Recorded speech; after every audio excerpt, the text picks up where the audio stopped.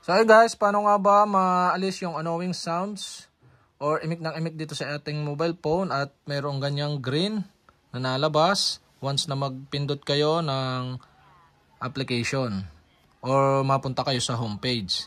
So okay guys, paano nga ba? So gamit ang ating dalawang daliri, slide to the left or right nyo or slide up or slide down at hanapin nyo ang settings. Yan, ito yung settings, tap nyo lang ng isa.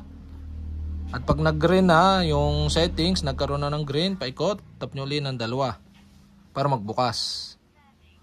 Yan, tapos dito, so hanapin nyo yung pinakang additional settings. Yan, gamit ulit yung dalawang daliri natin. Oh.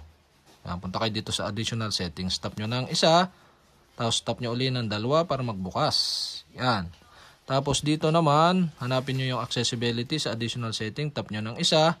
Tapos tap nyo ulit ng dalawa yung accessibility. Tapos dito makikita nyo na yung talkback. Kaya naka-on siya.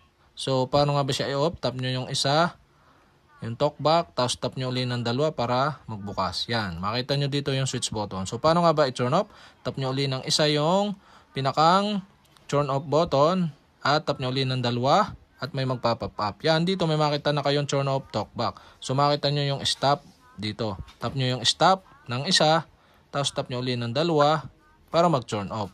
Yan, i-turn off na rin ninyo itong shortcut button para hindi nyo ma-press yung button at accidentally na magbukas yung talkback na ito. Turn off na yan yung shortcut para hindi na magbukas. Gawa ng pag napipindot itong volume down ay nag-o-on yung talkback. So naka-turn off na siya. So hindi na magto-turn on yung talkback once na mapindot siya. So ganun lang kadali mag-turn off ng talkback sa ating mobile phone. So okay guys, sana nakatulong itong video na to. At kapag hindi ko pa kayo subscriber, mag-subscribe lang kayo sa aking YouTube channel. I-click nyo lang ang subscribe button at ang bell para updated kayo sa mga video tutorial like this. Okay, salamat sa panonood.